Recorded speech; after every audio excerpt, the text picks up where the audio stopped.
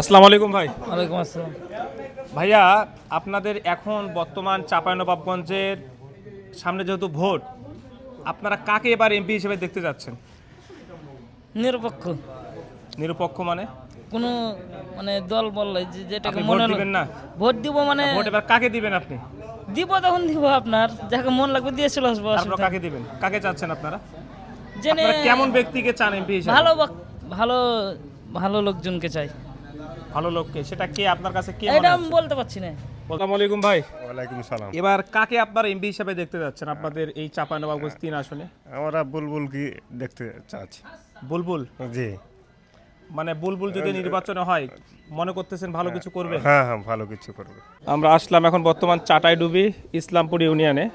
আসসালামু আলাইকুম ভাই। ভাইয়া, এবার আপনারা এই দিয়ার অঞ্চলে, যেহেতু আমরা চাঁপাইনবাবগঞ্জের লোক, জি, আপনারা কাকে এবার এমপি হিসেবে দেখতে যাচ্ছেন? আমরা বিএনপি করি, আমরা ধানের শীষকে দেখতে চাচ্ছি ধানের আমার শীষ? তরফ থেকে। ধানের শীষ? জি। মানে মনে করতেছেন ধানের শীষ এবার হলে আপনাদের দিয়ার অঞ্চলটা আর উন্নতি হবে? জি, আসসালামু আলাইকুম কাকা। ওয়ালাইকুম সালাম। কাকা, এবার এই চাঁপাইনবাবগঞ্জে এমপি হিসাবে আপনি কাকে দেখতে চাচ্ছেন? কাকে দেখবো? মানে এবার কাকে আপনারা ভোট দিয়ে এমপি করতে চাচ্ছেন চাঁপাইনবাবগঞ্জে? যেখানে জনগণ সবাই কি হবে, জামাতকে হয় জামাতকে দেবো, আর না তো বিএনপি। মানে আপনি কাকে মন থেকে দিবেন? আমি জামাতকে দেবো, জামাত জামাতকে? হ্যাঁ, মানে জামাত কিসের জন্য ভোটটা দিবেন আপনি? জামাতকে আগে থেকেই করে আসছে জামাতের। আসসালামু আলাইকুম ভাই। ওয়ালাইকুম আসসালাম। এবার আপনাদের এই চাঁপাইনবাবগঞ্জে এমপি হিসেবে আপনারা কাকে দেখতে যাচ্ছেন? এখন দেখা যাক। তারপরে মন থেকে কাকে দেবেন? মন থেকে দুদিকে আছে এখন, দুদিকে আছেন? দুদিকে আছে বলতে পরিবেশ তো দেখছি ভালোই আছে দিক থেকে, আর এখন কোন দিক হবে এটা মানে দুদিকে, মানে 50-50? 50-50 আছে, এখন বলা যাবে না।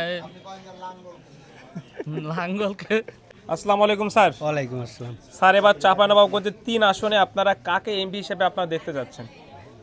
মানে কে এমপি হলে আপনাদের এই চাঁপাইনবাবগঞ্জকে আরো সুন্দর হবে?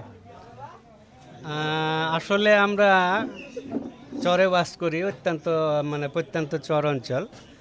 যারা এই চর অঞ্চলের দুর্দশা বা ভালো দিকটা বিবেচনা করবে, চরের জন্য ভালো কাজ করবে, এই চরের মানুষ তাকেই বেছে নেবেন, তিনাকেই বেছে নেবেন। তারপরও বেশি আপনারা কাকে চাচ্ছেন, নামটা বলা যাবে কি?